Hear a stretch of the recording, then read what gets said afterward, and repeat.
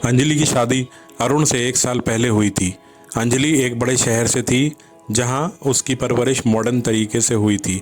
उसने हमेशा एक खुली सोच, प्रगतिशील दृष्टिकोण और नए विचारों को अपनाया था।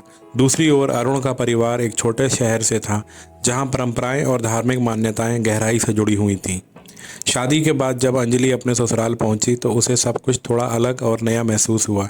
ससुराल के लोग दिन की शुरुआत पूजा से करते थे और हर कार्य के लिए एक धार्मिक रीति रिवाज का पालन करते थे। अंजलि को पूजा पाठ से कोई दिक्कत नहीं थी, पर वो इतनी धार्मिक नहीं थी कि हर काम के लिए भगवान की पूजा ज़रूरी समझे।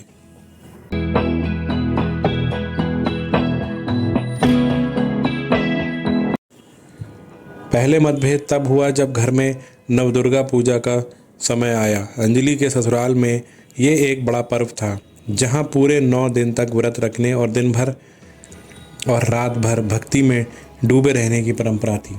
अंजलि के ससुराल वाले चाहते थे कि वो भी व्रत रखे और धार्मिक अनुष्ठानों में हिस्सा ले, लेकिन अंजलि को इन सब चीज़ों का इतना गहरा ज्ञान नहीं था और उसे ऐसा करना थोड़ा अनावश्यक लगा। व्रत के पहले दिन अंजलि ने तय किया कि वो व्रत नहीं रखेगी और उसकी सास मीरा देवी ने हैरानी से पूछा, अंजलि तुम व्रत क्यों नहीं रख रही हो? तो ये तो हमारी पारंपरिक परंपरा है और अब तुम इस परिवार का हिस्सा हो।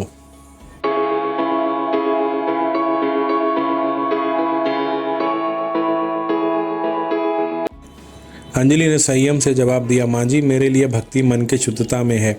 व्रत या पूजा करना जरूरी नहीं है कि मेरा भगवान से संबंध मजबूत हो। मैं भगवान को मानती हूँ लेकिन इन रिवाजों में विश्वास नहीं करती।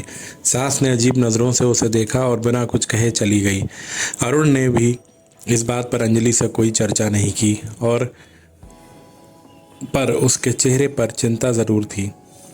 कुछ दिन बीत गए लेकिन घर में एक अजीब सा तनाव बना रहा। सास और अंजलि के बीच दूरियां बढ़ने लगीं। जहां पहले अंजलि की हर बात का स्वागत होता था, अब उसकी हर छोटी बात पर परिवार के लोग उसे टोकने लगे। नाश्ते की मेज़ पर भी हल्की फुसफुसाहट होने लगी थी। फिर एक दिन घर में हवन का आयोजन हुआ। सब लोग एक साथ बैठे थे पर अंजलि अलग से अपने कमरे में थी। मीरा देवी ने इस बार अपने बेटे अरुण से बात की, बेटा अंजलि को समझाओ, अगर वे हमारे साथ नहीं चलेगी तो परिवार में कैसे मेल जोल बढ़ेगा। हमें तो ऐसा लगने लगा है कि वो इस घर का हिस्सा नहीं बनना चाहती।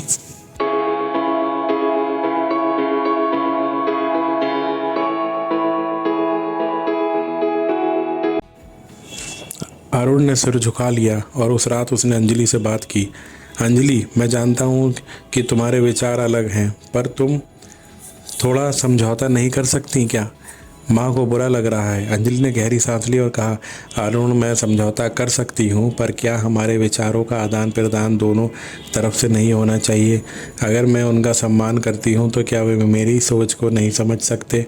मैं कुछ गलत नहीं कर रही, बस हमारे तरीके अलग हैं। अरुण को ये बात समझ में आई लेकिन वो भी उलझन में था। अगले दिन अंजलि ने एक बड़ा कदम उठाया। उसने अपनी सास के पास जाकर कहा, माँ जी मैं जानती हूँ कि मेरी सोच आपसे अलग है और मैं आपको बुरा महसूस नहीं कराना चाहती, लेकिन मेरे लिए पूजा पाठ से ज़्यादा महत्वपूर्ण आप लोगों का साथ है। मैं आपके साथ रहूँगी, आपकी मदद करूँगी, पर कृपया मेरी आस्था और मेरे तरीके को भी समझने की कोशिश करें।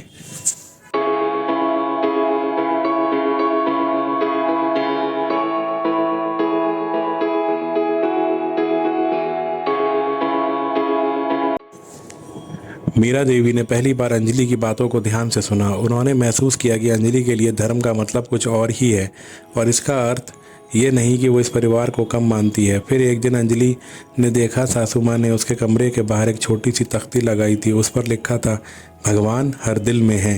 अंजलि मुस्कुराई और उसे एहसास हुआ कि सासू माँ ने धीरे धीरे उसकी भावनाओं को समझना शुरू कर दिया है। वहीं अंजलि ने भी खुद को थोड़ा ढीला छोड़ा। उसने तय किया कि कुछ परंपराओं का हिस्सा बनना उसके लिए इतना मुश्किल नहीं होगा अगर वो अपने तरीके से रह सकती है।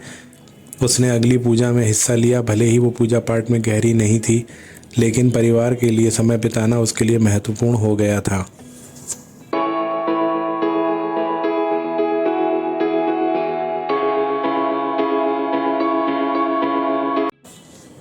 अंजलि और उसके ससुराल ने आखिरकार एक दूसरे के दृष्टिकोण को समझा।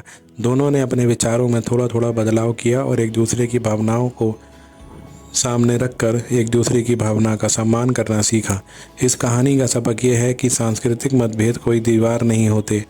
अगर हम एक दूसरे की भावनाओं को समझें और स्वीकार करें, परिवार में हर व्यक्ति की सोच अलग हो सकती है, पर प्यार और सम्मान से हम उस सोच को एक कर सकते हैं।